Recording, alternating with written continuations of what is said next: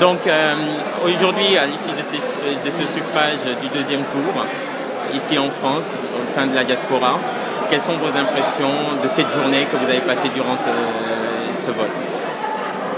D'abord, tout ce que je devrais dire, c'est que le vote s'est bien déroulé. Il n'y a pas eu d'incident majeur.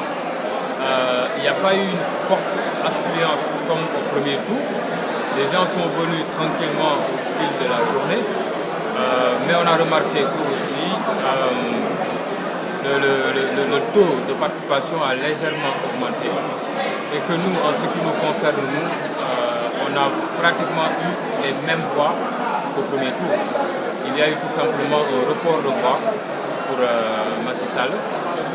C'était un peu prévisible grâce à des candidats malheureux qui ont appelé à voter Macky Sall pour le deuxième tour. Voilà. Mais dans l'ensemble, ça s'est très bien passé. Nous, de notre côté, on a vraiment fait ce qu'on a pu. Au deuxième tour, on a beaucoup mobilisé, on a beaucoup rencontré des gens dans le cadre des visites de proximité, que ce soit des grands porteurs de voix, des marabouts, des imams, des responsables de certaines communautés. Mais à la dernière minute, on n'a pas pu transporter l'unité. Est-ce que vous pensez que ces résultats ici à Paris concernant la diaspora peuvent refléter un tout petit peu les résultats qu'on attend là-bas au Sénégal? Non, ça n'a rien à voir. Il faut comparer ce qui est comparable. Parce que ici en France, déjà c'est miniature, c'est tout petit par rapport au Sénégal. Ce n'est pas la même mentalité. Les diasporas sont souvent difficiles. Surtout que pendant longtemps, pendant la pré-campagne, les médias français et certains médias numériques sénégalais étaient carrément hostiles à notre parti et à notre candidat. Nous-mêmes, on a pris l'initiative d'écrire un communiqué et d'aller voir toutes les rédactions, en tout cas la plupart des rédactions françaises, RFI, France 2, BFM TV, pour leur dire de rééquilibrer l'information. Parce qu'on avait l'impression que le président Wade était un dictateur, il a changé la constitution pour se maintenir. Il y a toutes sortes de médisances qui étaient véhiculées et qui nous ont porté préjudice. Donc ce n'est pas le cas au Sénégal.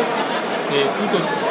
Parce que les Sénégalais ont su apprécier en tout cas de visu le travail du président Wade, parce que les réalisations sont là-bas. Donc ce n'est pas la même chose. Ça ne peut pas se refléter là-bas. D'accord. Donc aujourd'hui, on doit rester à l'écoute des résultats du Sénégal dans plusieurs parties du Sénégal. Absolument. Et rester optimiste. Oui. Optimiste. Parce que le président Wade avait devancé Macky Sall de 9 points pratiquement. Donc il faut que Macky Sall rattrape ces 9 points et puis le devance. Et ce n'est pas une mince affaire. Et il y a eu beaucoup d'abstention.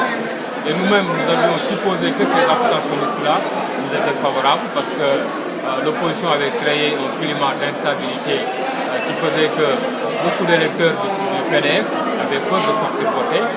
Maintenant que tout cela est passé, nos électeurs, nous pensons qu'ils sont sortis voter massivement pour notre candidat. C'est pour cela que nous restons optimistes et à l'écoute. Merci, Dr Doudou Sidibé, d'avoir répondu au micro de Xibarou.com. C'est moi qui vous remercie.